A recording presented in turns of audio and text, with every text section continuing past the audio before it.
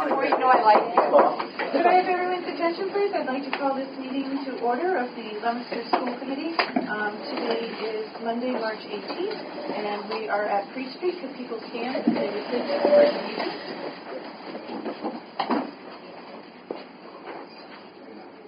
I pledge allegiance to the flag of the United States of America and to the republic for which it stands, one nation, under God, indivisible, with liberty and justice for all.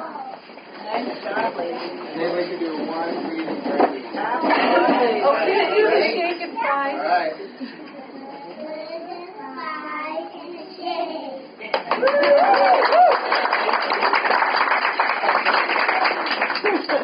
Going to McDonald's right after this. Thank you, ladies. You did a great job. Nice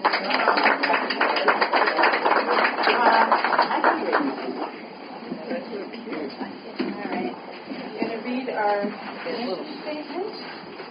The committee represents the needs of all Leominster Public School students and places their interests above all others. We will exercise leadership, adhere to our protocols, and base our decision upon a reasoned assessment of all available information. We will advocate for each of our schools and support high-quality public education in Leominster. As we start, if anybody is going to record any portion or the entirety of our meeting, you need to alert us ahead of time, please. Having said that, we will open it up for the public forum. If you could please come up to the microphone there, state your name and address for the record. Is there anybody in the audience who would like to address the committee? Please come forward.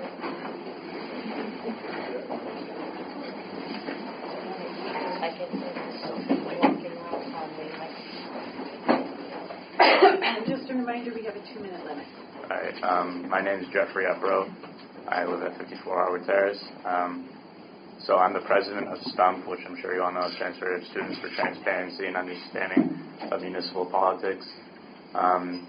Later in this meeting, you're going to be voting on whether or not to approve of our field trip to D.C. I just want to say that these group of kids are the most hardworking and best group of kids in our school. We put a lot of hard work into planning this field trip ourselves. We did all the negotiations ourselves. We're going to be paying for it ourselves, and we fundraised for it ourselves. So thank you. Thank you. Thanks. Nice job.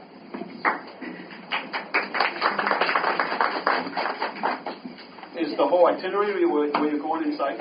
Yes. You put it in here? Okay. Good job. Would anybody else like to address the committee? And one final time, would anybody else like to address the committee? Having no one come forward, we'd like to close that portion of the meeting. Superintendent, are there any communications? There are no communications this evening. How about a superintendent's report then, please? Yes, please. Good evening. Before we start, I would like to acknowledge the loss of one of our teachers last week. Becky Hassan, a 16-year veteran teacher, science, loved, highly respected, passed. And on Saturday, our community joined together to celebrate her life and to show her family support in this time of need. I would ask for a moment of silence to honor her.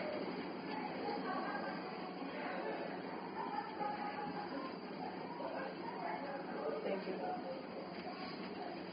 So last week was another busy one, and besides our successful infrastructure trial for MCAS, 2 thumbs up, we got it done.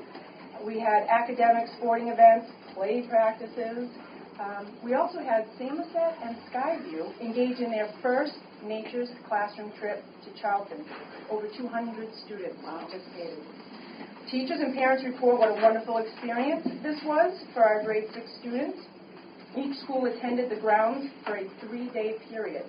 Members participated in STEM activities while grooming their team-building skills.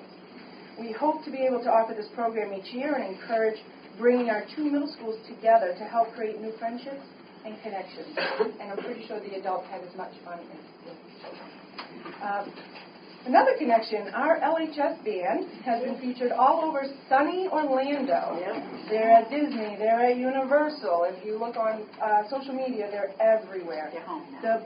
They're back. Yes, today. They're enough with the tans. The performances have displayed their musical talents, and they have received gracious amounts of well-deserved praise.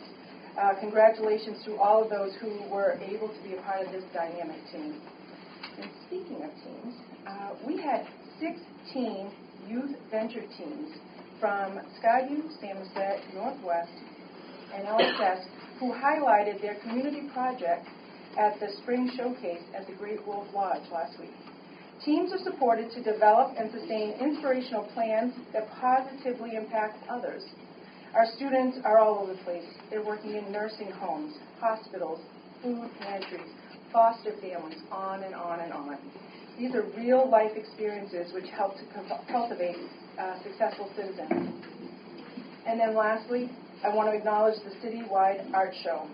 The attendance was stellar, and the work displayed demonstrated the immense talent in all of our schools and our students. Great job to all of those who continue to make this an annual event. The turnout was tremendous, and everybody was just so full of pride. So thank you to all of those. Thank you. Very, a lot of good things happening. Thank you.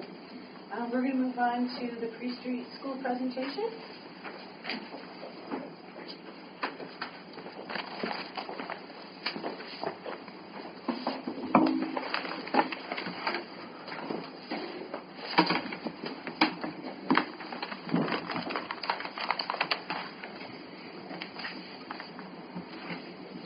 Welcome and good evening, everyone. Thank you for coming to Pre-Street. We're very excited that you had the opportunity to meet our students tonight. They were here to show you part of the greetings that they do in their classrooms each and every day. It also involves staff, and Andy will talk a little bit more about that and how we do that in the morning.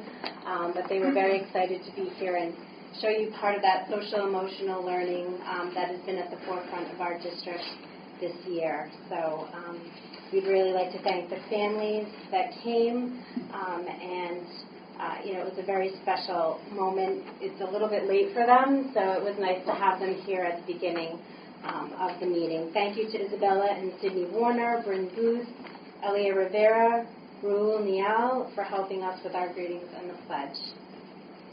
Also, before we start our formal presentation this evening, I'd just like to say that Mr. Pinio and I are very excited to have this opportunity to be working together in early childhood. We've implemented a new configuration of administrative coverage this year to really provide each of our 3 sites with more administrative presence and oversight. Communication is the key component to our success here in early childhood, and we foster this culture of collaboration amongst ourselves, our staff, our families, and our students. This new configuration places Mr. Pinio here full-time at Pre-Street, and this allows me to be stationed at the 2 other preschool sites. So I'm very excited for this new configuration and to be together working here in early childhood. Together we bring over 38 years of educational experience and dedication to the Leominster Public Schools, so we're very excited to be here. Mr. Pinio is going to start off and talk to you a little bit about some more social-emotional activities and professional development that we've been doing, and I'm going to share that with you. All right. So this is my first time. I did have a great mentor for a lot of time, Mr. Tessie Mitchell. The other guy, Jim was great, too.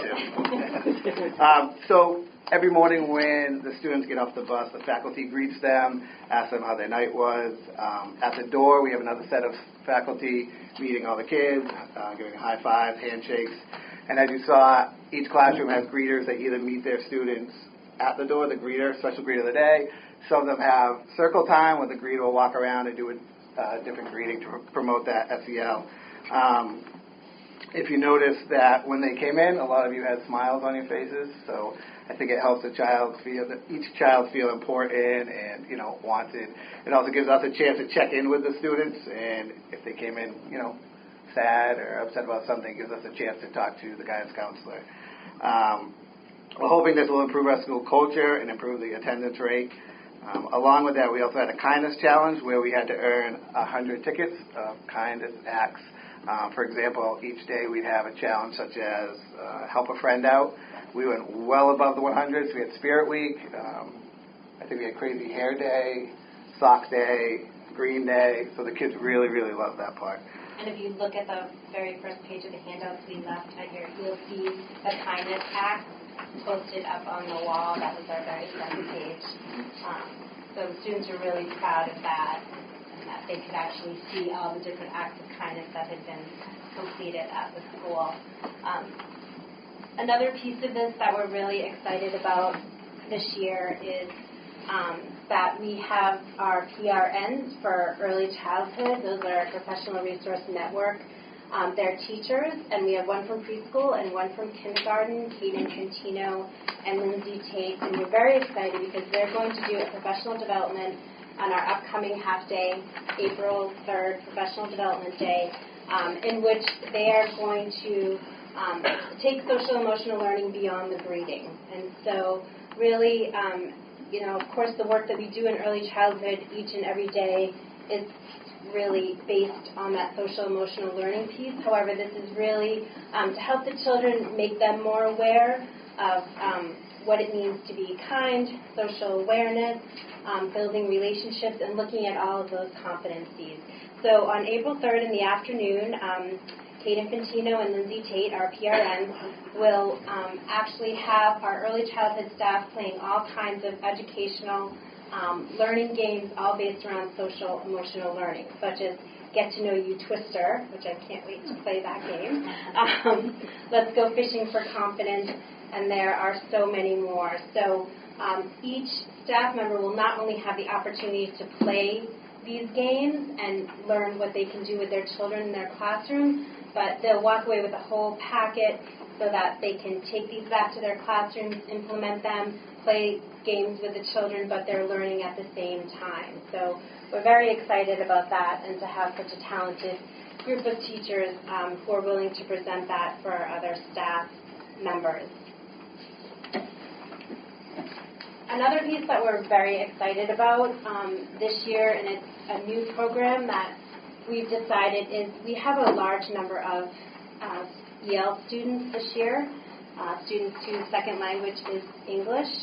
We have over 40 in our building this year, which is a very large number in relation to the numbers that we've had in previous years. So in order to really look at how we could get our families feeling comfortable with the school, getting our children in, especially those level 1s and 2s, we started a before-school program for our EL children, and so they come in a half an hour before school starts.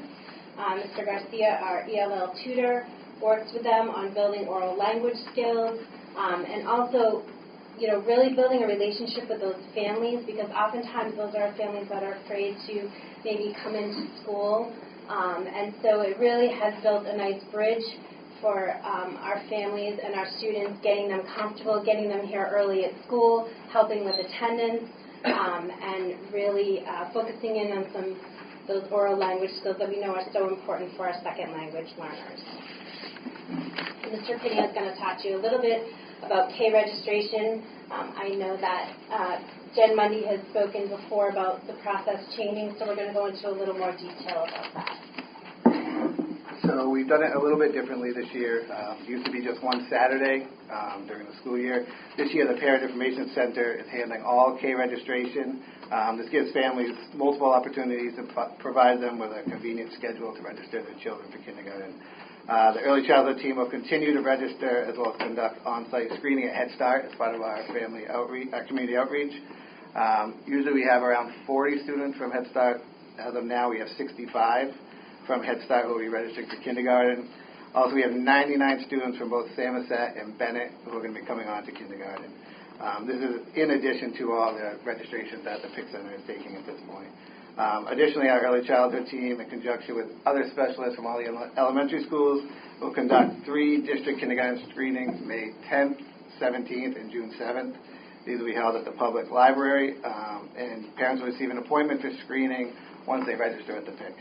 At the end of the school year, we'll work with the PIC Center to see if we need to conduct summer case screenings. We want to get as many as we can done before school starts, so we don't have to do it the first 2 weeks of school. And this year, ELL screenings will also be conducted during case screenings at the Head Start and library.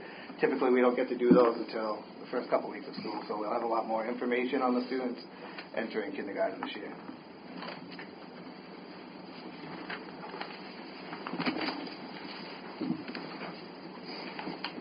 And I'd like to share with you some of our preschool highlights. Currently, we have 175 students enrolled both at Bennett and Samoset preschools. And as you know, that number, because we sort of have open enrollment, where we have students who are constantly qualifying for services in our preschool, that number is always growing and continues to grow really right up until May. We tried to implement something new to help families this year. We're doing our screening process. We also do screening in pre-K for our tuition-based peers. And we're doing that much earlier this year to really help families try to get that placement information. So typically we used to do it in April. This year we started taking names in January, and we already have 2 screenings underway. We have another one coming up this Friday. So we'll have the 70 students on the wait list all screened, so that, we'll have that information. So we're really trying to implement that to, speed up the process, make it more efficient, and give parents some timely information and to ensure that they know that they have placement in our preschool for the upcoming school year. In addition to that, which is very exciting, we have some middle school mentors that are working in our Samoset preschools. Thanks to Kathy Ciccolini, who sort of spearheaded the program and said, "Hey, Margaret, I think this would be a great idea." We're very excited. So the middle school students go in a couple of times a week into our preschool programs up at Samoset. So it really makes a nice partnership. Our preschoolers look forward to them coming in and can't wait for them to come. And also the middle school students really look forward to it. So I think this has really built a nice relationship between the middle school and the preschool up at Samoset. Can I ask a question? Of course. Before I forget. Currently 70 students on the wait list. Yes. Those are students that we don't have room for? So what happens in this transition period is that once we are sure of our current students who's staying in the placement that they're in, sometimes parents will switch programming, that are currently in the program. So we have to figure all of that out. And then we take names, as we did this year in January.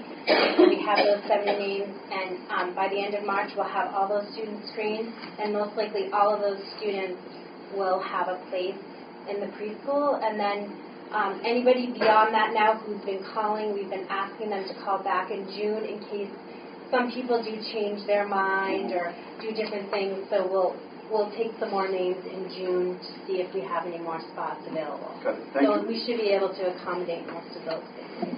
And those are our peers also, not the students on IEPs. And then I also wanted to mention another professional development and also a parent outreach that we did.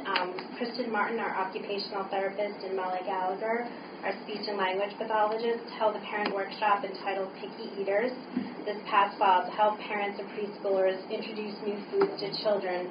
And if you have a preschooler or a grandchild, you know how difficult that can be. And so both Molly and Kristen attended several conferences and have a really strong background on this. So we opened up a presentation for parents to come in. We tried to make it convenient so when their students were at school, they could come in and do the workshop, which worked out very nicely. And then in turn, they took their presentation and presented it to our preschool teachers, because a lot of our programs are full day, and so teachers are constantly working with helping our children to have a healthy variety of foods, and introducing new foods to young children can be a challenge. So it was really great, a lot of new strategies. and that worked out very, very well. So we were very excited to have them do a twofold presentation, one to the parents and one to the staff as well. And Mr. Pineo, you're going to share some news about our continued United Way partnership. So this is our second year of partnership with United Way and AIS. This partnership provides school with mentors who work directly with students on literacy skills, but also social skills. Gives them someone to talk with. They have lunch with them. They do games on the iPads with them, play games, read stories. So this year, with the help of Fran Longton, who is our United Way partner, we have doubled our number of mentors. So this year we have over 16, so we have over 2 mentors per class, each with 2 students. We've also added classroom assistants, which include AIS and many other different businesses in Leominster as well. The mentors are all trained by Fran Longton and Kristen Ryan, our guidance counselor, before coming into the schools to work with the students.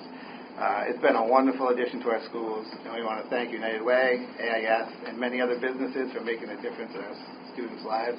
We actually were able to have a tour of AIS. If you guys could go there, it's amazing. They have a whole wall of plants and flowers, and it's really cool. But the kids love it. They know when the mentors are coming. They have smiles and look forward to it. It's been great.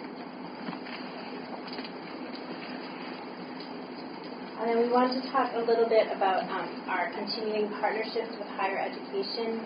We feel that it's really an important role for us to have, that we can work with institutions of higher education, especially Fitchburg State, Mount Wachusett, Community College, and we have many student teachers and practicum students working in all 3 of our buildings, which is really exciting, and our teachers here love working with those students.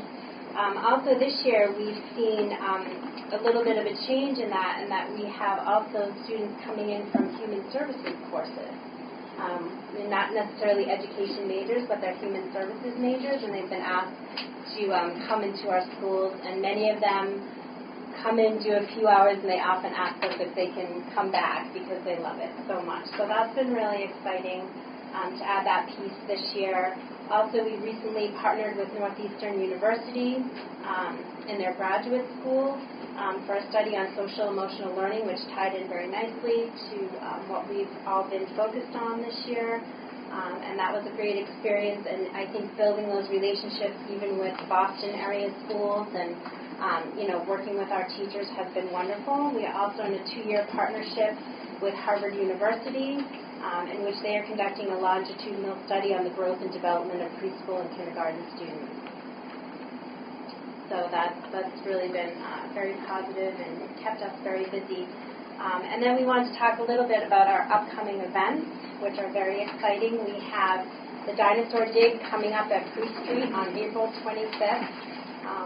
Probably one of the most beloved events of the school, in which we have anywhere from 30 to 40 volunteers. That includes parents, grandparents, our mentors from AIS, community partners. It's a wonderful day, and it's a wonderful opportunity for our children to really, dive deeply into STEAM activities, that's science, technology, engineering, art, and mathematics. Each of the classrooms have different activities, so the students move through stations. We also have stations outside where they actually become paleontologists and do a dinosaur dig. It's a very exciting day. Please, if you're available, come by and see the excitement there. And then we also, for our preschool, we have Ocean Day, which is tied into our curriculum. Those will be held in June at both Samoset and Bennett. Our dates to be determined, but again, focusing on those STEAM activities and lots of fun for our kids. So we want to thank you for coming this evening, and if you have any questions, we'd be happy to answer. Thank you very much. Does anybody have any questions? Wendy? Go ahead. You had a date question? Yeah, what date is that done? Yes, if you look at the end of your packet, I believe I It didn't say that it just said... Is it not on there? But you said 4:25? Yes, it is April 26th. Sorry, yes. You know what time? That's a Thursday, 9 to 12:30. 9 to 12:30. Yeah. And they have bones. They dig out bones that are this big. Mr. Riley always used to love to go to the slaughterhouse and get them, so I think he's going to volunteer to do it again this year. I'm going to sign him up for that. You should see the look. I know. You know, you know we miss that, Mr. Riley. So that is, and then Ocean Day, we'll put those dates too up on the calendar. We just decided on the dinosaur dig date, and we'll put the Ocean Day dates up there as well as soon as we verify those. I've been to the ocean also. Wendy? I just had a quick question. You were talking about waiting lists and space issues. Do we have any kind of a plan in place or any way of foreseeing about how many kids, because throughout the year as kids turn 3 and age out of early intervention, if they're still eligible for services, then we have to pick that up. So how do we balance that need for holding space for those kids compared to the peer kids who come in through? Sure. So we do that. I mean, based on the experience, we, can anticipate usually because we know which referrals are coming up a lot of times, so we can kind of look ahead and see what those referrals are that are coming to us. And oftentimes if the students have been evaluated, we have a pretty good idea if they're going to qualify for services. And we do, after doing this for many years, you can kind of look at, the number of peers that we can take in, as well as balancing that with the number of special education students. But it's a constant, looking at our programming, what matches the student needs, and then the placement of the child as well. And that's rolling all year because it's as the third birthday comes up, right? Yeah. Okay. Thanks. Sure. Two things. One, I've been to 2 of your ocean. That's terrific. It's a lot of fun. The kids have a lot of fun and they're learning things as they're having fun. The other thing that I'd like to ask you is, how's your playground equipment? I was instrumental a few years ago in getting some fixed. Yes, you did help us with the slide. Is it still? I think that it is aging somewhat. We do try to do our repairs and make sure that the equipment is safe. But it is always a challenge, I think, too. We have to remember that, after school hours, it is a public playground. And so, sometimes that leads to some damage that might take place. And sometimes that typically comes more so in the spring. But we do try to keep up and patch things so that they are safe for the students as much as possible. But I think that's an important part of their learning process is to be able to. Yeah, it's a constant challenge because the equipment is getting older, so we try to monitor. Here I know Andy's always out there checking the playground here, and I'm always with Bennett and Samoset trying to make sure that things are kept safe for them.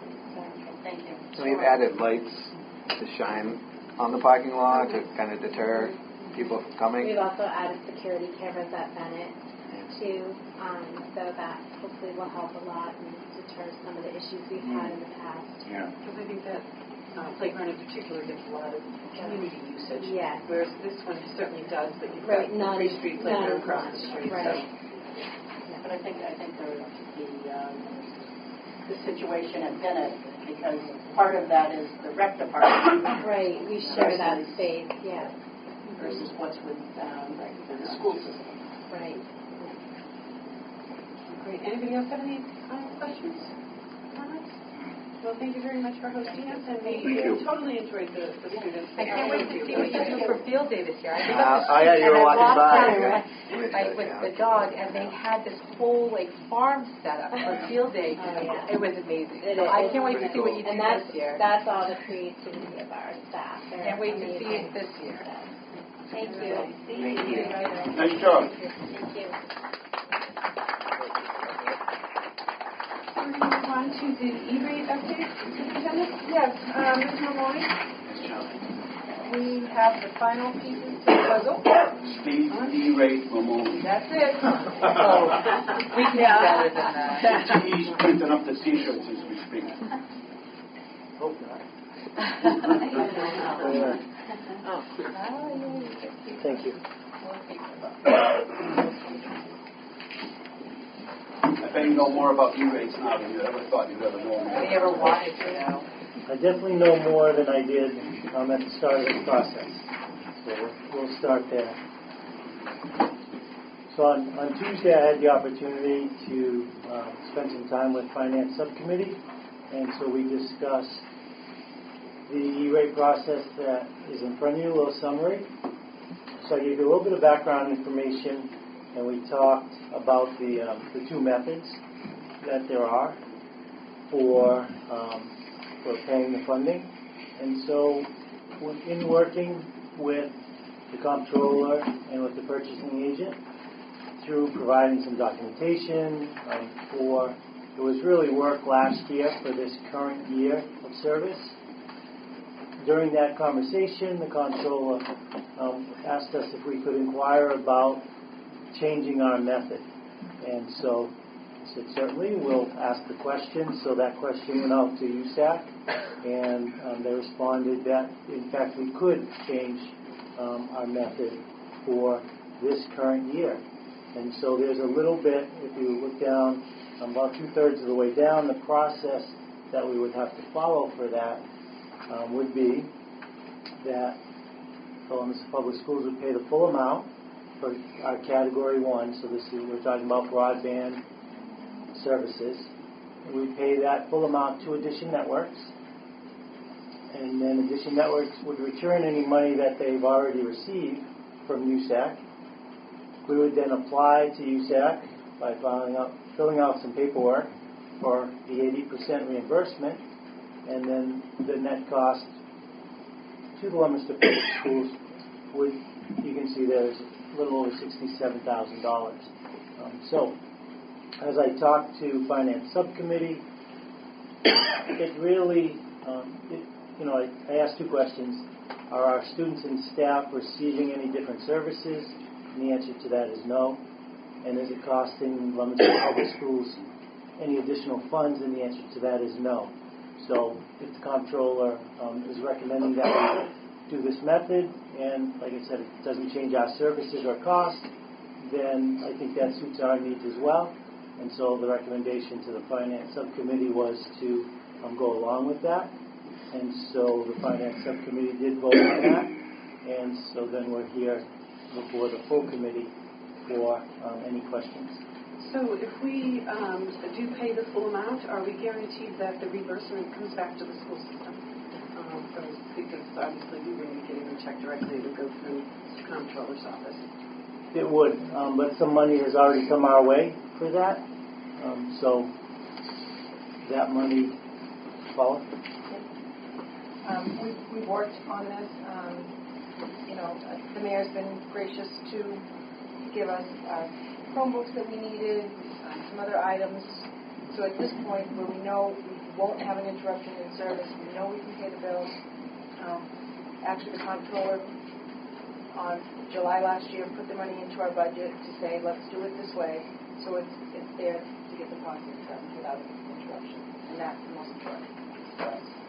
And then going forward, though, whatever we pay, we will get reimbursed. It will go back into our budget, our coffers. So we have to relook at this in FY20. So this is to take care of FY19 right now.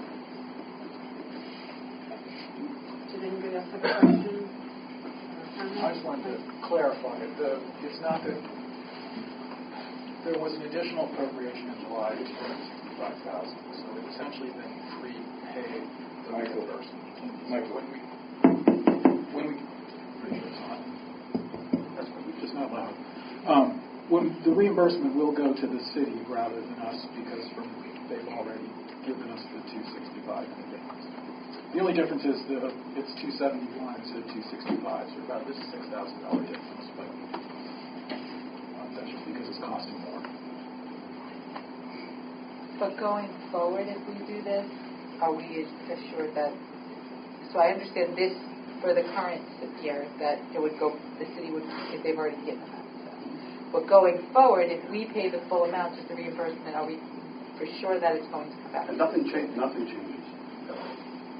Absolutely nothing changes. Let me just, let me just explain this. So, So in the past, the way it's worked is the funding comes in, and it wouldn't even come in, it would go directly to this sort of third party. And in our discussion with the Department of Revenue, they agreed any money that sort of comes in is revenue, and it has to be treated accordingly. It really should be treated accordingly. That way there's oversight for that funding, and it is much easier when you just start funneling this all the way through. But it's revenue that comes in either to the city or to the school department. So this way there'll be some oversight in terms of those funding, such as making sure that we're bidding and making sure we're getting everything that we can to make sure we get all the value that we can for the money that we're paying. So that's the only difference. The money doesn't change. It all goes to the school department. The city has nothing else to do with it other than that. It's just really, instead of going around this way, it's coming to the city and then being reloaded. So there's some oversight. I just want to understand that because there has been one of our ongoing conversations had been about the Medicaid reimbursement and how that was handled. So I just want to make sure that this is all specifically earmarked for that, so when it comes back in, we're actually only paying the 67 and change, and we free up that other thing to use once it comes back for whatever it would have originally been allotted. As long as we've had E-rate, all the money has gone to the schools.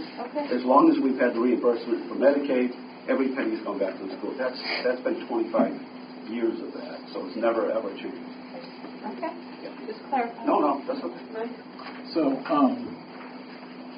right. So there are two issues. The comptroller is adamant that, as the mayor was just explaining, that the reimbursement counts as revenue and so has to be done this way. And essentially, by not doing it this way, we've caused our staff to spend untold hours dealing with this. So I believe it's the school department's recommendation that it's not worth their time to fight over it. It does mean the reimbursed portion, the 270, does not count as net school spending. So we will have to make sure that as we budget for this next year, that the portion of our appropriation that's to cover the reimbursed part, we understand going in that won't be part of the net school spending total. Anybody else have any questions on this side? Comments? Okay. Thank you very much, Steve. We appreciate you making it clear for all of us. Thank you. Thank you for your hard work. Good job, Steve. Any update on the capital list? Tony, sure.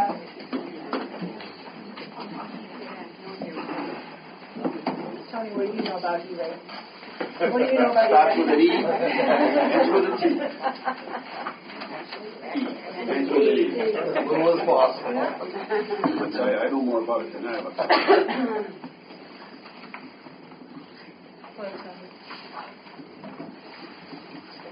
Page 1, capital improvement.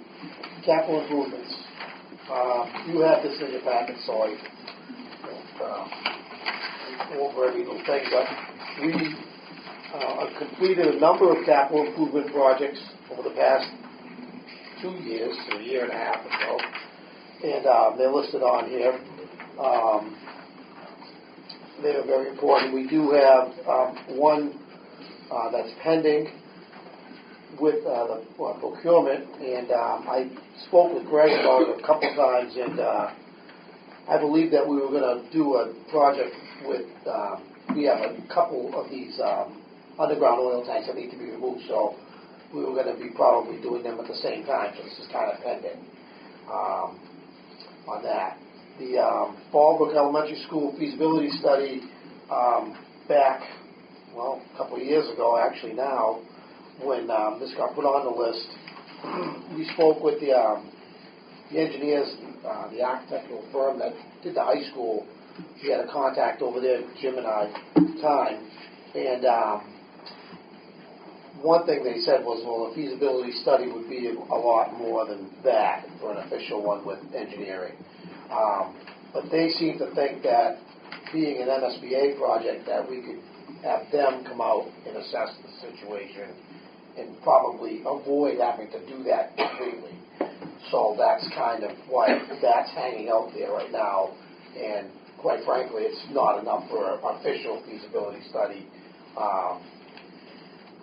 for that school, for a school, completely rehab school. So what would the cost be on the other? Well, I've seen some other ones for other schools, Yeah. and they're pretty much north of 100. buck, more a buck and a half. 30 gets you an evaluation of the sprinkler system and the heating system. That's it. Well, the heating system actually at the school at Fallbrook is, we just did the No, I'm just saying that's what 30 gets you. Oh, yeah, right. 30 Yeah, is the engineering, evaluation. the engineering is very expensive, and nowadays you have to have architectural, anything over $1 million project, you have to have architectural stamps and drawings and all that. So it just, the price goes right through the roof. If we were to do an MSBA project, that would all be part of the project, so we really wouldn't have to pay that out of our pocket to do that. But that's still in the future. I would recommend that we should seriously look at some sort of project at Fallbrook School. The building is showing its age rapidly. We are doing a lot of repairs on a daily basis in there. Number of failures, mostly plumbing. The ventilation leaves a lot to be desired. The roof is rather old, it is holding up, but our hardware in the building and just the infrastructure of the building itself it's aged. It needs to be looked at seriously. So that's something that we should keep on here, I think. And, maybe get the MSBA out to look at it. I don't know. Didn't they do when they evaluated all the schools, didn't they do Fallbrook? They didn't do they came around, but it wasn't really an evaluation to do a project. It was just an evaluation on the situation. I just printed it the other Right. day, Yep. and what they did is they had the information in there and they graded every school. Yes. Right. So maybe they can update it. Maybe we can ask them to update it and come back and take another look. Because if they don't give us their blessing, in other words, if they issue a negative recommendation saying the project doesn't need to happen, it doesn't need to happen right away, we'll end up at the bottom. Right. We need to prepare for that. But if they say, hey, you're going to be high on the list, we need to get ready for that. So whether or not they still offer that service, which is bringing out all of these people and mechanics, they're all mechanical people and engineers and architects, if they offer that for free. Well, we would have to put in an application and get approved for the application first before they do that. So maybe we can do that and get it going, and then have them come in and just take another look and update that. Yeah. We'll give them a copy of what they already did. I looked the other day at Fallbrook. The median was like a 4, and we were a 3. Yeah. And that was a couple of years ago. Okay, so maybe that moves us up on the list. If that's the case, that's a good thing. It would be. And so if they can come back out, even if they don't come out right away, if they come back in the next couple of months, or at least by September, October. Well, the application process comes in the fall, Yeah. and everything has to go into, I think it's the beginning of January before it gets approved, so. But whereas they've already updated ours, I'd at least ask them, I can put a letter in and just ask them to come and update it, where they've already done it. It's not like they're starting from scratch. Right. So it'd be a much shorter process to come and just update it. If they say yes, then we don't have to wait. We do have contacts at the MSBA, we could definitely do I that. can do that. Yeah, they've always worked with us on these, so we can always ask, and if they say no, then we wait till September to put an application. Yes, I suggest that we really look seriously at Fallbrook School. It's time, it's showing its age, seriously. So the new updated list reflects, all these are taken off of it, so there's a few things added. What are the big things, Tony? I mean, like the immediate things. Like, you put this together right here for 18. What are the real, key? I think a key issue that we should look at right away is the telephone system. Our telephone system has been obsolete for about 15 years now. And we go from breakdown to breakdown. We luckily found a vendor that has some older employees that are familiar with our system, so they can, fiddle with it. But parts are getting extremely difficult to get. Even telephones, simple things like that are very difficult to get. If we were to lose a system box or a panel, we could be in serious trouble because they're unobtainable. Like I said, they've been obsolete for so long that they got scooped up by everyone that needed them when they needed them, and now there's very few left. Anytime we need any parts or anything, they have to do like a nationwide search, and they'll find us in somebody's basement somewhere and buy it. So it's that critical. I think the phone system is something that is very important for us, and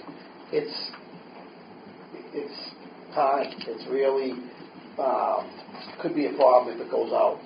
So some of the city departments are converting now as we Yes. speak, and the plan was to make sure that once those got integrated, and they're doing training now, is to have you look at that, bring some people, maybe set up a team of people, and look at that phone system, make sure it's more than what we need right now, but our system's 20 plus years old, Right. same thing, but it's really got to make, it's got to really be tailored for what you need it for. So now's a really good time to check into it. Then Yes. there's the training.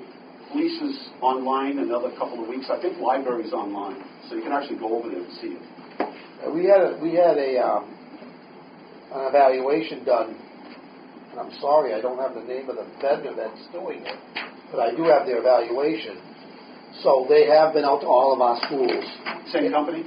Yes, oh yes. And- Yes, Technology? that's Yes. right. And you're comfortable with the system? Well, it's voice over IP, it'll go through our computer system that we already have. Right.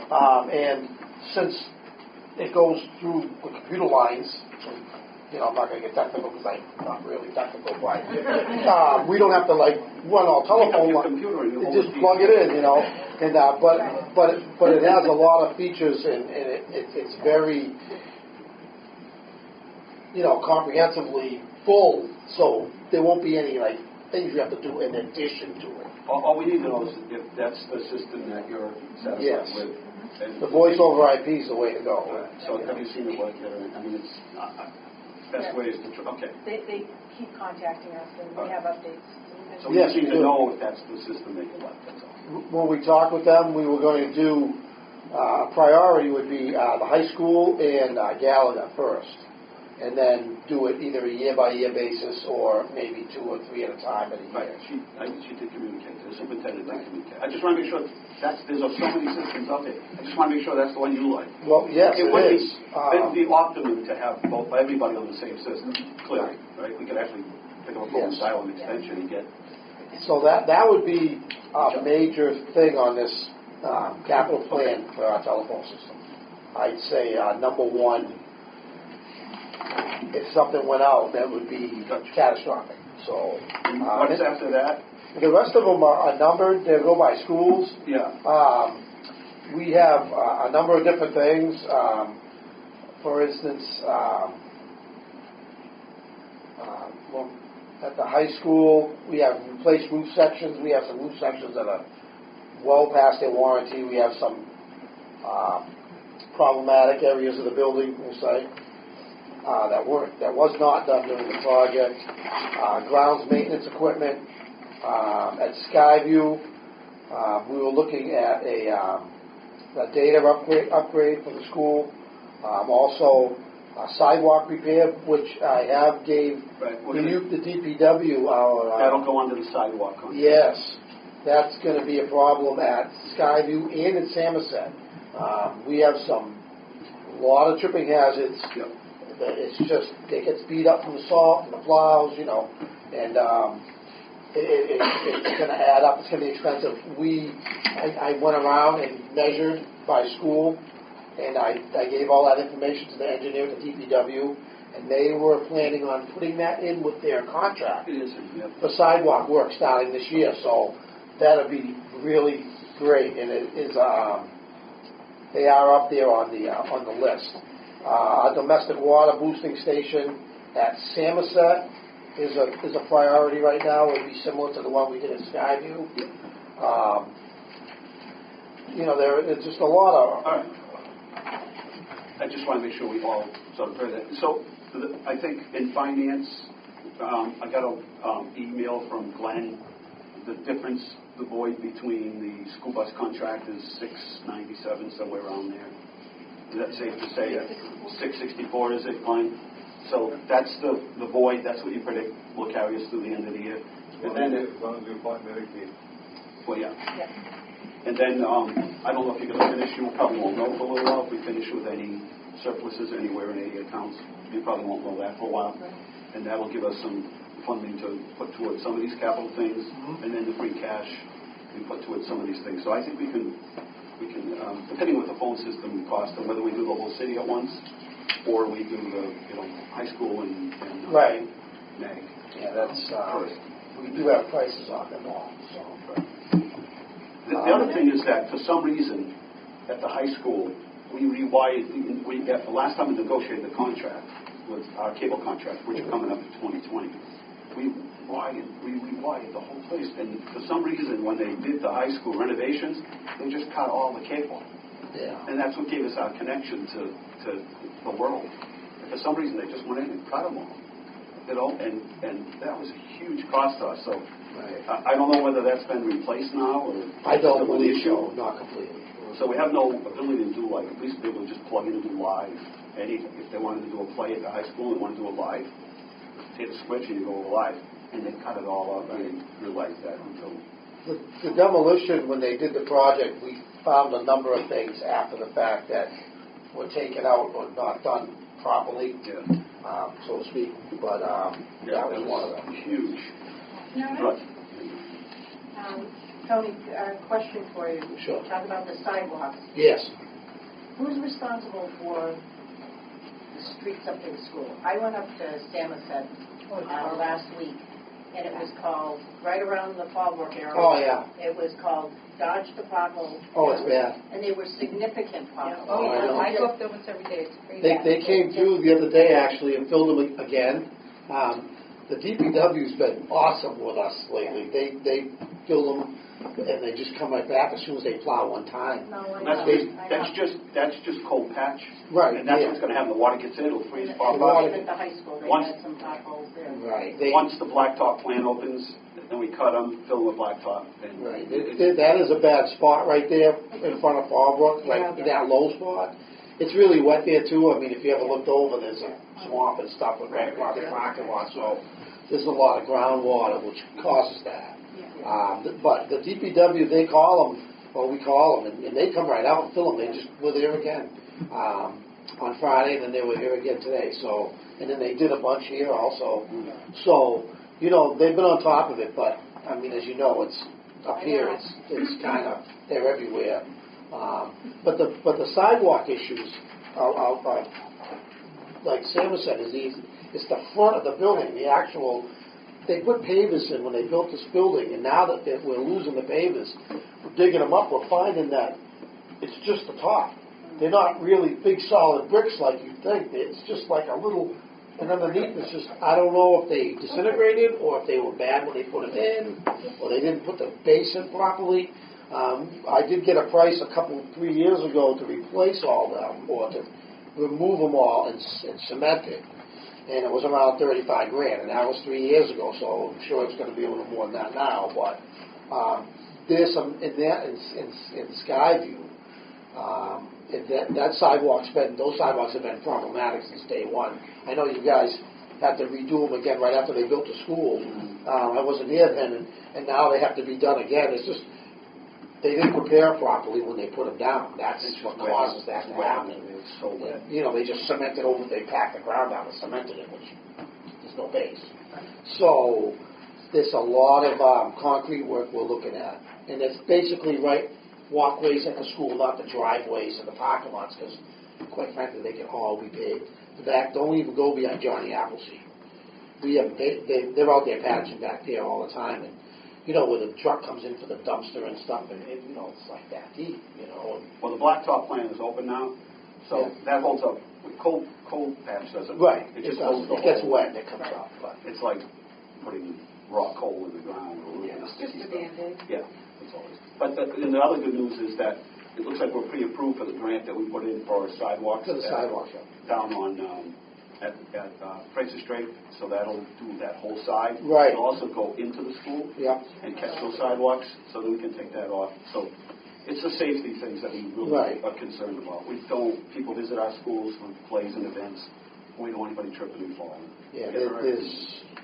that Skyview and Samoset are really needed bad. And the CTE out front, Dave, that area. Right, and the stairway over there, the curb is down. I mean, the sidewalk's down, the curb is up. Same thing as Samoset, it's sunk. So the curb's still Get those high. fixed. You're talking about the staircase, the outside staircase from the lower parking lot up to the upper level at the high school. There's some broken pieces in Right. there too. Yeah. At that Beth Stadium,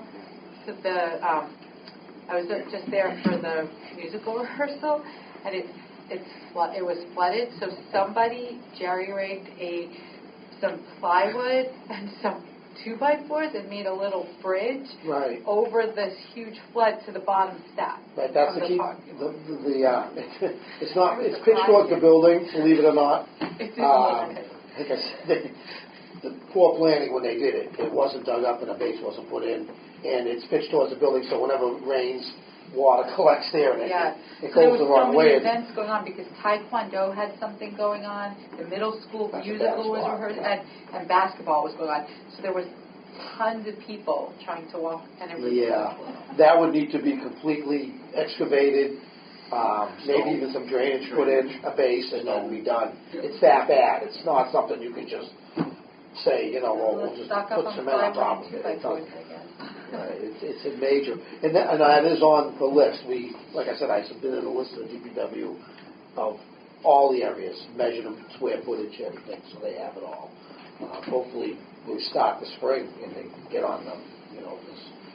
There's quite. Spring is wet. Great, thank you. Anybody else have any questions, Sue? So, Tony, I'm looking at fiscal 2018 totals, and we requested, we said 1.9 million in capital on the bottom. How much of that was really done? We got, 280 something, almost 300,000, a little shy of that. So now, are you going to take what wasn't done and move it into? That's what we do, we move it down. A lot of these have been on here for a long time. That's what I was. But the ones that we did do were fairly critical, so we tried to prioritize them very well. The ones that we accomplished with that money would have been a catastrophic thing, like hot water heater. The hot water heater is huge. If you don't have hot water, the Board of Health, you can't have school, The boosting station, that also. I mean, we would have no water there at all if we can't pump it up the hill. The three-way valve was a serious heating issue. These last three, in case you were curious, are special for the capital is $10,000. These quotes all came in well over $10,000. The high school bypass station was extremely expensive, but we used the city vendor for that project, so that's why that was less. The three-way valve, we had multiple quotes in for between 12 and 15 grand, and our HVAC vendor came in and they changed it out for that price. The AC server room was also around 12, but it ended up not having to be such a big unit, so it was less. And the fire alarm panel, that was almost 20. But what happened was, while it was on the list for a few years, all of the appliances in the building failed. And so out of our budget, we changed them out over 2 years, and it was almost $10,000 just for that in two different phases. One was 70-something hundred, and the other one was another 6 or something. And we changed them all out. So then when they did the panel, that price only reflects the cost of the panel. We had already changed everything in the building because we were losing things so much. The fire alarm was going off on a daily basis, and at night, and the custodians were getting called in the middle of the night all the time. So we really had a problem with that, and we had to hit it. So, but the amount, these are the things that we did do. Right, so I'm looking specifically Pre-Street School. Yep. Where we're at. So for 2018, we had 500, actually that's transfer straight. Go down the transfer straight. No, it's just 590,000 for 2018. So we didn't do those? No, these are huge numbers. To upgrade the building to ADA compliance, that's a very conservative number. Unfortunately, if we were to do that, we would trigger some other issues Right. that would make that go through the roof. The heating system, again, that number isn't too bad, but there's some serious projects that we're not sure if it would be to our advantage to do them right now. So my only question is, that was 2008, it was on the Yes. list. So do we want to move those to future? That's all, that's my question. Right. I guess we You know, move 'cause them from the 2018 past to the stuff. future in case they're available to do. We're not sure about the longevity and the putting a lot into a building such as this. So it would be up to you guys, I guess, or the city to decide where we were going moving forward if we were going to invest that much in this building. So that's a bigger question, I guess. Right, like the modulars are on here too. That's been Yes. a bone of contention For years. And it hasn't been done, so Right. we do need to keep that somewhere. But, Yes. so I just wanted to see 2018, the ones that had priorities, we didn't do them. We should be looking at moving them to whatever. Just so they don't fall off our radar. Exactly. Right. In a 5-year capital improvement plan, you're going to move it. Some things are going to come up that you didn't anticipate. So those obviously will come up higher. Right. And then these sort of might get pushed back to the year 2. But we have, we're hoping on a complete space needs study for the whole system. So I think what Tony's saying is that may tell us we need a whole new complex for early childhood. Right. Or it may tell us, based on enrollment for the future years, that we'll have room in the current school or in the other schools to do this. I'm not saying that's, I don't want anybody to misquote me and think that's what I'm saying, but that's what a space needs study will tell us. So what Tony's saying is you put all this money into these buildings and then later on find out, you just put $1 million in these buildings and then we're going to build a brand new facility. Right. Wendy? I don't think Sue was saying to do this work. I was just saying, I think she wanted it moved forward, what wasn't done, so that these ideas don't fall off our radar and we don't forget about Right. them. They've been moving forward. I've been here 7 years, and they've been moving forward every year. So. But I think that's just what she's saying. Is let's And I don't know about even before that, so I imagine they have.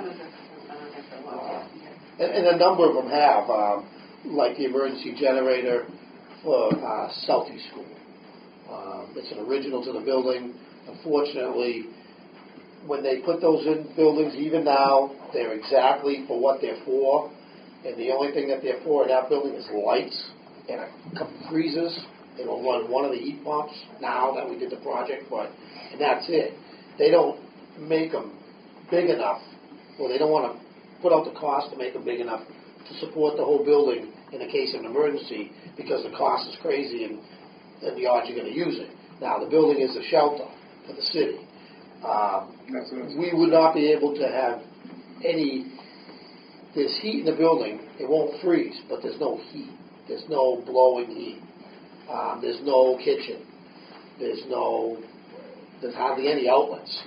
So that right there and that's been getting moved forward. And every year it's going to keep going up and up.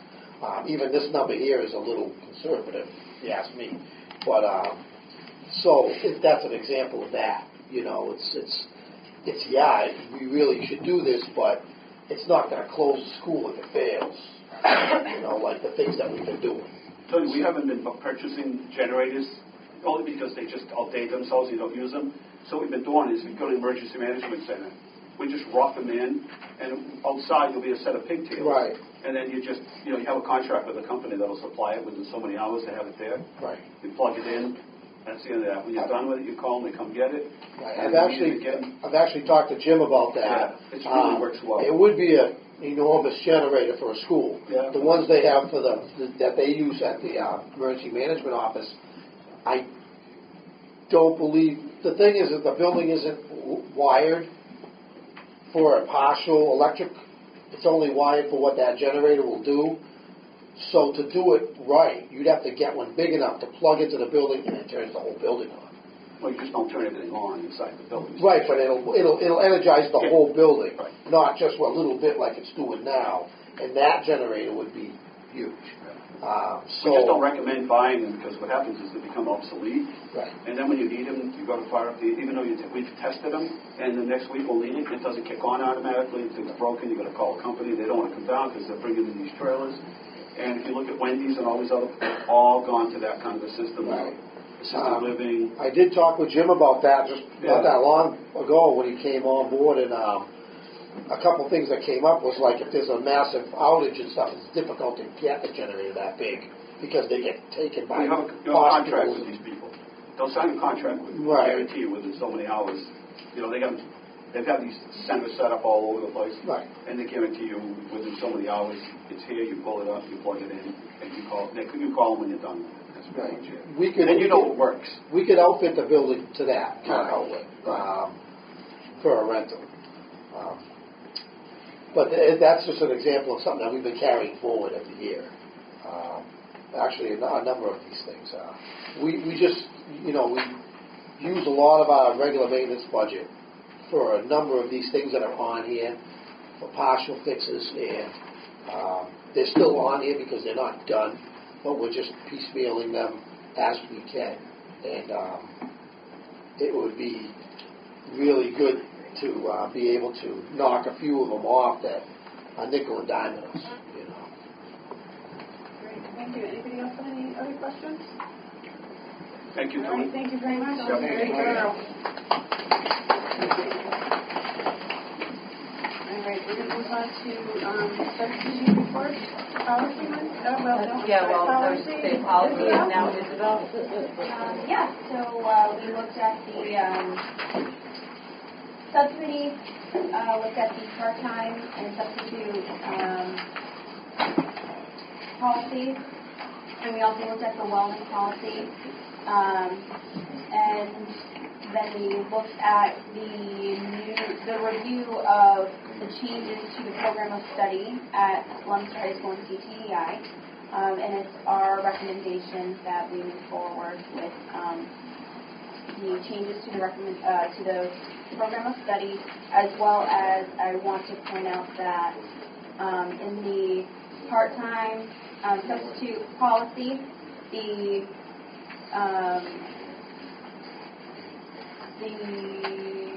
salaries are increasing.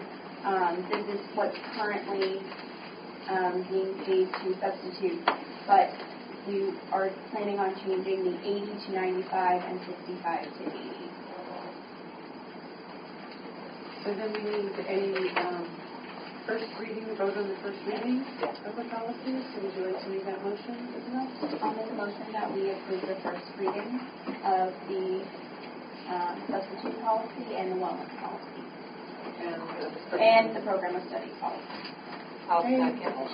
All right, we have a first and second. Any comments? All right. Sue, did you have a comment? I just want to know what's the basis of changing the rates for the sub-pay? So we have what have we used? It's just comparable to surrounding. It hasn't gone up in a while, and it's comparable to what other districts are paying for certified teachers. Okay. And we want to try and keep our certified teachers. I'm just going to throw that to you. Right. Oh, yeah. And Chris just pointed out also that we were trying to keep more in line with the rising minimum wage as well. That's true. Yeah. What impact? So we have to look at that with the budget. Yes. So you haven't had a chance to even. No, it's not significant enough. This year we're doing pretty well on our sublines, so we're trying to hold as close as we can. All right, can I have all those in favor? Any opposed? Motion carries. Could we have the finance subcommittee report, Michael? Yeah, so we met last Tuesday. We started half an hour later than normal so we could go to the art show, which I'm really glad we did. That was fantastic. We spent a lot of time talking about E-rates and some time talking about we're still trying to figure out the best way to see some reports, figure out both where we are and the budget for next year, and we're anticipating we're probably making some progress on other stuff. We'll be talking about that next week. Okay. We Caught up on warrants and transfers. All right. Don't get the break. We didn't spend any money. Whoa! Nona gets a break today. We're caught up on those. We spent it, but we didn't pass it. Right. All right, thank you. We have approval of the minutes. Isabel, would you like to make a motion? I make a motion that we approve the minutes March 4th. for the March 4th meeting. Okay, so we have a motion and a second. Any comments, omissions, errors? All those in favor? Opposed? Motion carries. Action items. Michael, would you like to make a motion on the E-rate? Yeah, so since the school department has decided to have to change this year's E-rate to use the BEAR method, which is the rebate method rather than the discount method, as John requested, we did as a committee vote to do it the other way last time. So it seems to me that we should have to approve changing it. So I'm a little reluctant, but I'm going to move that we do that. Okay. Do I have a second? Second. Any comments? Okay, all those in favor? Aye. Opposed? We have 2 opposed. Please no. The motion does carry. Now we have the approval of the field trip to Washington. This is the field trip. Everybody's been anxiously awaiting. This really is a continuation of what they've been studying. I got to be a part of their fundraiser the other evening with dodgeball, which was a little shocked with, but it was a great night. So they have a nice laid out plan. These students are committed to going on these field trips during their April break. They've done the fundraising, they've done the research, and so I would vote like to have a vote of support for this field trip. I'll second. Just a comment. I think it's wonderful that you have designed this yourself, looked into it. I think it's very important that you're going to hear how our government works by going to Supreme Court hearing. And are you going to a Senate subcommittee meeting? Yeah. I grew up in the D.C. area, and our government class, that was the field trips we took, was to Senate subcommittee hearings in the Supreme Court. And I think it's awesome that you're going to see government in action. All right, we have a motion and a second. Without any comments, all those in favor? Opposed? Motion carries. Have lots of fun and come back with lots of knowledge. I would ask that you come and tell us, at least give us a student report on it once you come back. Thank you. Thank you. Take care. All right, then we need, we've already voted on the program of studies. New or old business? Wendy? Just want to remind everybody the musical is next weekend for the middle school, the All-City Musical Beauty and the Beast. And the kids are working really, really hard. They started getting their costumes together today. If you guys, I know we have a lot of theater lovers because we heard you guys when we were talking about budget saving yards. So come out and support the middle schoolers in their attempt to entertain you with Beauty and the Beast. Friday the 29th and Saturday the 30th. 1 show Friday night, 2 shows on Saturday. Excellent. Anybody Tails else? is old Ron? as one. Yeah, the superintendent talked about High school is the event they had at Lone Wolf Lodge last Thursday. Spencers? And I went there. I got an email early in the morning, and I went there, and they really impressed me, those kids, because I had forgotten that me and a couple of other school committee members had been there to give them some advice, and I was impressed. And like I said, the superintendent and also Eileen, hopefully they'll come and have them here to tell us what they've done. Right, a little synopsis. Yeah. We do that at that. That would be nice. We have that in the past. Great. It was good. Excellent. Thank you for representing us. Anybody else have anything from new and old business? Okay. At this point, we have an executive session. So, Donna? I'd like to make a motion to go into executive session under the Chapter 39 of the Massachusetts General Laws, and we will not be returning. This is a voice vote, starting with Ron. Yay. Yay. Yay. Yay. Yay. Yay. What's this in reference to? Contract negotiations and personnel issues. Yay. Yeah. Yay. Okay.